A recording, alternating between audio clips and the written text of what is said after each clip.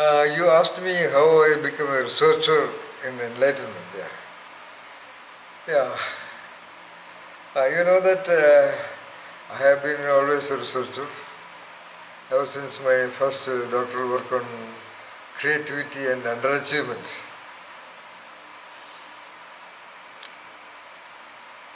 So, research you can do in something that you at least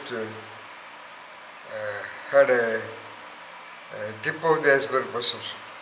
When normal doctoral work is like that. You have some idea, some tip of the iceberg. Some tip you got and you search for the iceberg. So I had a real tip at the age of around 23 or so after my post-graduation, and especially because of the great luck that my guide Dr. E. A. George and Dr. Gopal Pillai at Department of Psychology in Kerala University, they almost offered me a topic. The topic was what personality factors of creative underachievers in secondary schools. I considered myself creative at that time, and because of my some poetry, short story, drama, and musical instruments and all that.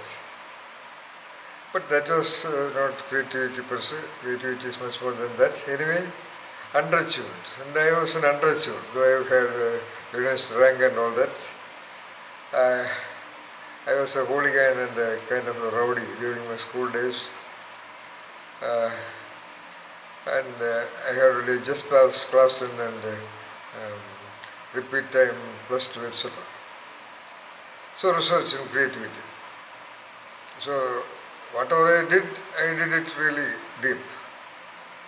So I was in the data collection, a lot of thoughts about creativity, analyzed the biography of highly creative individuals in the history of the world. So knowingly or unknowingly, I did not stop only about the examples given in the psychology books. I analyzed Socrates and Plato and Jesus and Krishna and Buddha as sample of creativity. As a result of all these things, anyway, one day, so one afternoon after the lunch, I had, let us say, an experience. I felt really wonderful about that experience. They sat there for at least 2 hours, wondering what it was. That's all. I continued usually as an unemployed postgraduate Indian citizen at that time. I had the first realization that it was something really unique, close to what somebody talks about enlightenment and all that. That was a small incident. Myself and my friend Venu, he was a devotee of a certain temple deity. So he took me there. I never had that practice, so I had to go with him. And we have passed through some space, and suddenly I heard the sound of a huge cracker. I just turned around and saw it was kind of an offering made to the deity of the temple. In the local language it would be called amit, a great cracking sound, firework. It is in a kind of an iron cylinder, explosive is fitted in and then burned, so it almost like a bomb.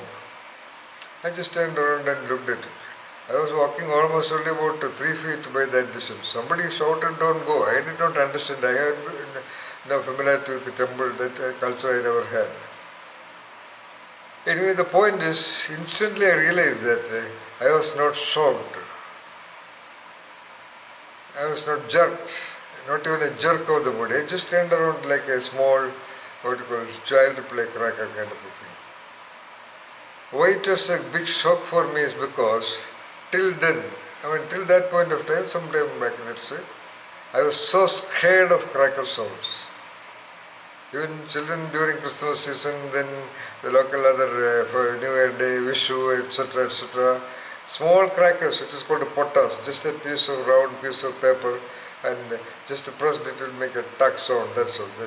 The smallest, the the faintest sound of a cracker. I had been chased to run miles. Somebody would run behind me with a small handgun with that potash inside. Because I was so much scared. During Christmas season and all that, I was so mad. Where would I go and hide from the sounds? From the nearby homes, small crackers when that. That kind of me was absolutely cool when a huge, 100 times huge explosion happened just about 3 feet away from me. Then I suddenly realized a whole lot of things. From that point onwards, at that moment I also realized that I had that experience only, because I had some literature by that time in creativity research. I read Upanishads also as a data for creativity research. Anyway, that was my way. So I realized that that was something which other people call enlightenment, or subsequently a Satori, a moment of complete yoga, complete disappearance of the entire entity, and just a small element of, like a small dry leaf of perception just floated over the lake of 360-degree dimensional lake of some rose pinky, misty kind of infinitesimal, infinite level expansion of mist kind of a thing.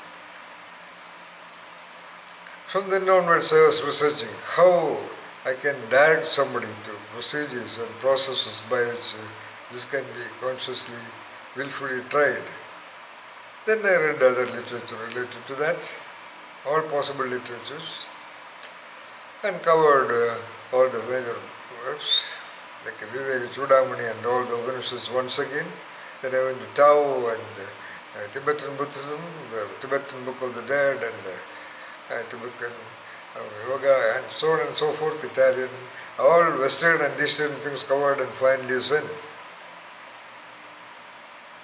All this as a part of research on how to conceptualize ideas required for other people. I'm basically a trainer. So in that sense I researched what I had at the age of 23. That's all. Okay. Thank you for allowing me to explain it in detail. Okay. So I had a bit of, let us say, an experience. At that time I did not realize what it was, but what I realized or what I felt, so of course a kind of an indescribable kind of a mood. That's all. And I kept on wondering about that, of course. For some few days or so, and I told about it to my father Guru also.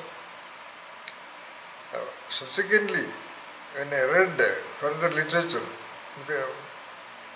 and after that cracker incident, I realized that there's a total change, because I was aware that once you are enlightened, your system gets into tune with the nature process around. So no variation would shake you. That's all. That's my story of research and enlightenment. That's what I try to explain in my Genius in Self program. Some of the videos are in the YouTube. If you want, you can see. Alright. Thank you.